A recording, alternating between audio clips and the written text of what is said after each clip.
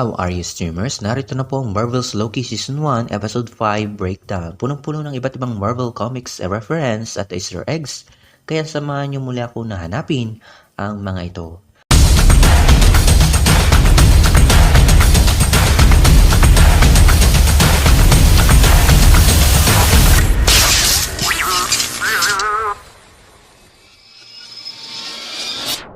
Before we begin, you can comment down below to join in my custom shoutout.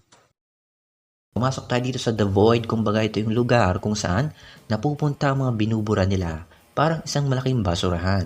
May nakita rin tayong Sanctum Sanctorum, maaaring ang lahat ng mga gusali o bagay na nandito ay ilan sa mga pagmamayari na nag-iisang Kang the Conqueror.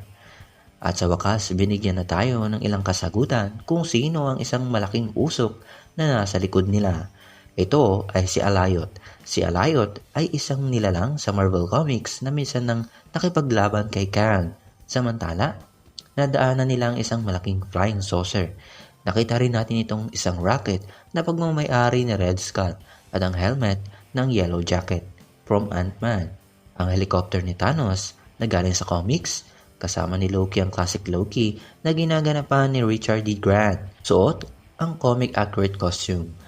Ang mayabang na Loki na may sariling Mjolnir na gawa sa recycled materials at ang batang Loki, ganun din ang buwayang Loki. Binulgar ng batang Loki kung bakit siya binura at yun ay dahil pinatay niya si Thor.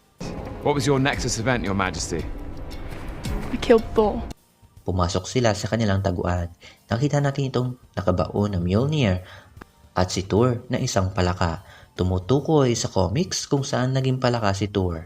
Samantala, pumayag ng makipagtulungan si Renslayer at Miss Minutes kay Sylvie para hanapin ang nasa likod ng lahat ng ito. Kahit ayaw nila. Ikinuwento naman ng mayabang na Loki ang kanyang Nexus event na natalo raw niya si Captain America at Iron Man kahit hindi naman.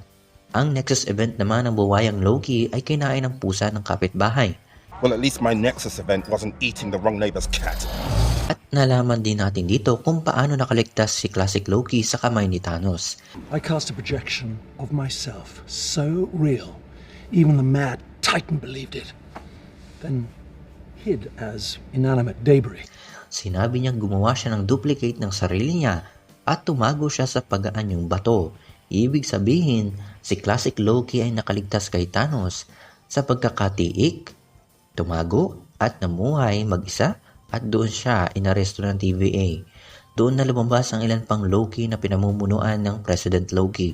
Tandaan, lahat ng nakakasama niya dito ay puro Loki. Binura naman ni Sylvie ang kanyang sarili at napunta siya sa The Void. Iniligtas naman ni Mobius si Sylvie. Daanan nila ang ilang tulay ng San Francisco at Oakland. Ganon din ang Pyramid of Giza at ang Sphinx.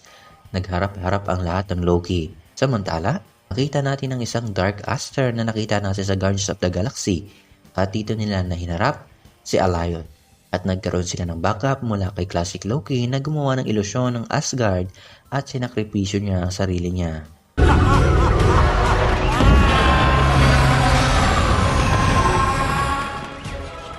Hanggang sa mabuksan nila Loki ang daan. Sino kayang nasa loob ng kuta? Anyway, yan po ang lahat ng aking mga nakita sa aking pagbabalik sa Marvel's Loki Season 1 Episode 5 susunod ng season finale ng Season 1. Tandaan po na ito po ay repost lamang na galing po sa luma ko pong channel. Hit the subscribe button, like and share. See you on the last episode.